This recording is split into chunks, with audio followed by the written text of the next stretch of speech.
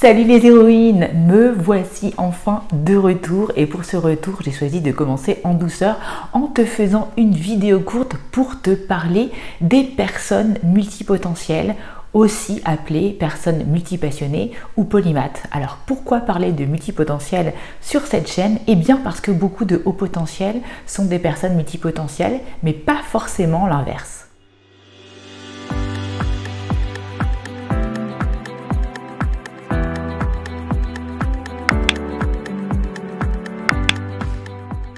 Être multipotentiel, c'est quoi? C'est avoir de multiples centres d'intérêt en parallèle ou en séquentiel dans le temps qui peuvent se traduire par plusieurs métiers.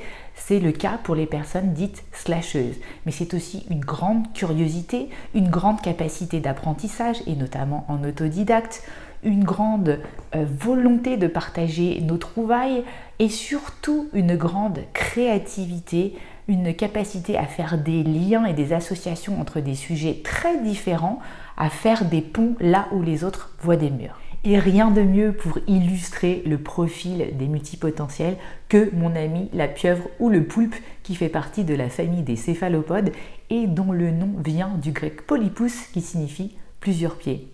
Alors pourquoi la comparaison entre multipotentiel et poulpe? Eh bien, je ne sais pas si tu le sais, mais le poulpe, c'est un des animaux les plus intelligents du monde. C'est 2 yeux, 8 tentacules, 9 cerveaux et 3 cœurs, et surtout une capacité de changer de couleur au millième de seconde. C'est donc un mode de fonctionnement intuitif et adaptatif hors pair.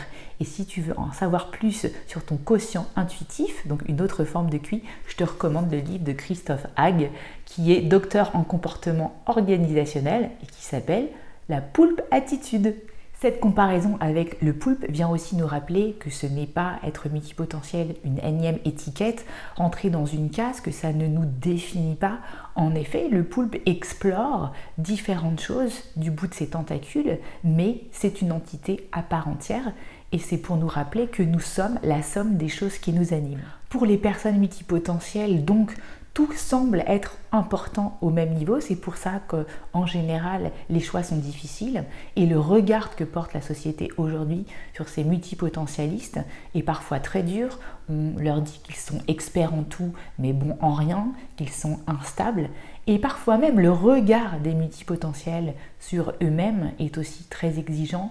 Ils ont toujours peur de se disperser, de partir dans tous les sens, de s'éparpiller et de ne pas être à la hauteur des autres. Si tu veux en savoir plus sur les sujets de la multipotentialité, j'ai créé une playlist spéciale sur le sujet. Si tu veux en connaître un petit peu plus sur les traits de la multipotentialité, va voir ma vidéo qui te parle des 15 traits en détail de la multipotentialité ou va faire le quiz qui se situe dans mon e-book offert et tu as ta place et tu as ton plein potentiel. Et puis, si tu veux vraiment travailler en profondeur, assumer que le mouvement du multipotentiel, c'est sa stabilité et vraiment avoir un coaching sur mesure pour t'aider à assumer ton caractère multipotentiel, alors j'ai créé 2 coachings, un qui s'appelle coaching mission de vie pour t'aider à définir tes propres règles du jeu et un autre qui est spécial pour les entrepreneurs multipotentiels, entrepreneurs atypiques à succès, qui va vraiment t'aider à développer ton business et assumer tes atypicités de multipotentiel. Voilà, alors maintenant j'aimerais que vous m'écriviez en dessous de la vidéo, est-ce que vous faites partie de la team poulpe multipotentiel? Écrivez-moi ça en dessous et partagez cette vidéo avec des personnes qui seraient intéressées. Ciao, bye bye!